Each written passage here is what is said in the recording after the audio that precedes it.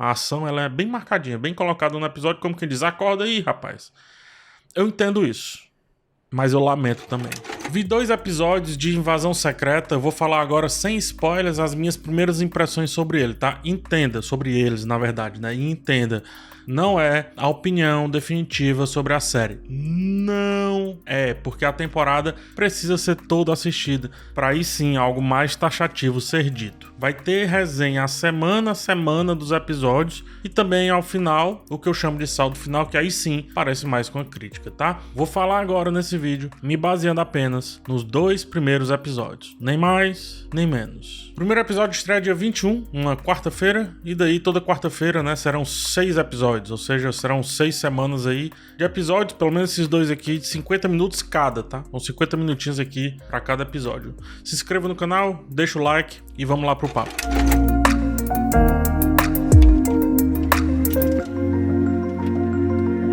Invasão Secreta, minissérie do universo cinematográfico da Marvel, MCU, né, aí pro Disney Plus, mais uma série, segue o Nick Fury descobrindo mais sobre como uma facção de Skrulls está agindo para mudar a ordem mundial. Para combater essa ameaça, Nick Fury se alia a antigos conhecidos, inclusive ali o Talos, que é um Skrull bonzinho que a gente viu lá em Capitã Marvel.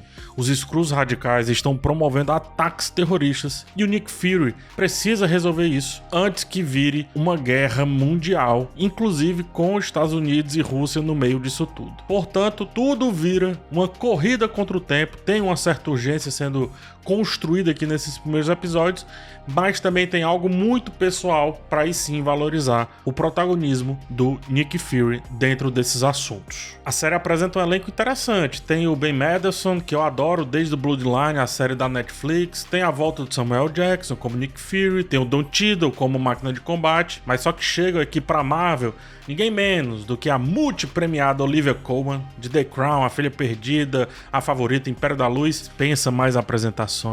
Temos o Kingsley Ben-Adir, que recentemente fez um filme muito bom, fez o Malcolm X, né, no filme Uma Noite em Miami, muito interessante. E temos também a Emilia Clarke, a Daenerys lá de Game of Thrones. Eu gosto da direção dos 2 primeiros episódios, gosto bastante. O showrunner e roteirista da série é o Kyle Bradstreet, que foi um dos responsáveis pela aclamada Mr. Robot, o que significa tanto assim esse estilo meio cinza, meio sóbrio, um suspense latente o tempo inteiro nos primeiros episódios, mais ainda nos primeiros minutos, né? Mais foco na direção. A direção é do Ali Selim. O Ali, ele costumeiramente dirige comerciais de TV e videoclipes, mas também tem alguns episódios de séries em seu currículo, e olha só que séries são essas: conspiração, serial killers, espionagem, uma parada meio Tom Clancy assim, tudo nessa pegada do medo do desconhecido, né?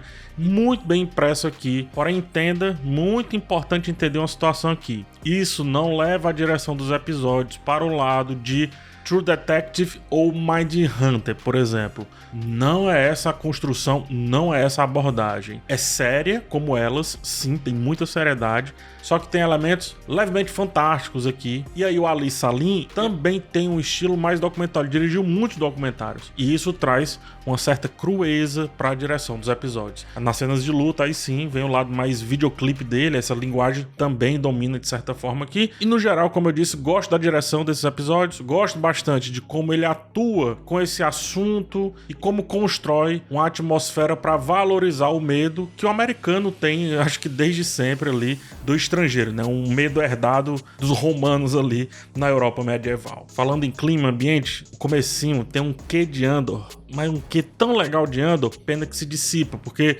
eles não conseguem ter a mesma perspicácia que Andor, principalmente ao falar de política. O segundo episódio não, esse daí já é mais direto, lida com consequências, mas começa a construir o passado até que se chegue ao ponto do primeiro episódio. Parece mais com o clima que a série vai sustentar por mais tempo. O primeiro episódio é mais situacional, apresenta ali uma situação, meio que um problema a ser resolvido. A partir do segundo episódio, a grande história começa a ganhar escopo. Então o segundo episódio vem para chamar a atenção e estabelecer aí sim os conflitos centrais, né? A espionagem, a ação e o entendimento não só do Nick Fury, mas com algumas ações dele e também dos Estados Unidos, e como isso acaba criando seus próprios vilões. Isso faz um paralelo interessantíssimo de como, por exemplo, a CIA e os Estados Unidos criam os próprios futuros antagonistas globais, né? Alimentam, largam e depois eles têm que lidar de alguma maneira com as consequências disso, né? Lidando ali com o revanchismo daqueles que eles mesmos inventaram. O interessante aqui, como é o universo fantástico, a presença dos super-heróis, e os episódios começam a tocar nesse tema, os super-heróis americanos, é bom que se diga, tornou o mundo um pouco mais polarizado. Ainda não entram de fato nesses assuntos, mas começa aqui um pouquinho a debater isso, tá? Só que isso eu vou comentar mais nos vídeos semanais sobre a série.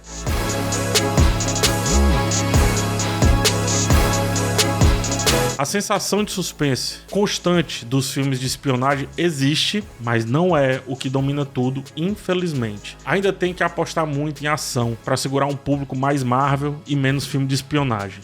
Poderia, por exemplo, desacelerar um pouco mais, ficar naquela tensão sem precisar de lutinha, mas não é o que acontece. Não é a melhor construção de espionagem em si, apesar de ela existir. O que mais marca é a sensação do tudo pode e tudo pode a qualquer momento, o que causa aí sim uma boa aflição. Ao mesmo tempo, esse tudo pode, quando anexado ao elemento fantasia que existe nesse universo, acaba tirando um pouco o peso de alguns acontecimentos que parecem importantes. Não dá para saber, por exemplo, se alguns acontecimentos específicos são passageiros definitivos. Em termos estéticos, usar a Rússia como cenário faz bem pro clima da série, porque já traz esse esquema naturalmente meio frio, meio de desconfiança sempre presente. As diferenças culturais são utilizadas, os preconceitos são utilizados, o clima de revanchismo é também utilizado e fica esse sentimento curioso da guerra não palpável, de uma ameaça mais sensorial, mais psicológica, de uma ameaça mais da desconfiança. Bom que se diga, tá? Esse lance do medo do outro ainda não é bem elaborado. Os quadrinhos, ele nasce desse medo do outro, né? Pós 11 de setembro, né? Não nasce diretamente, mas nasce como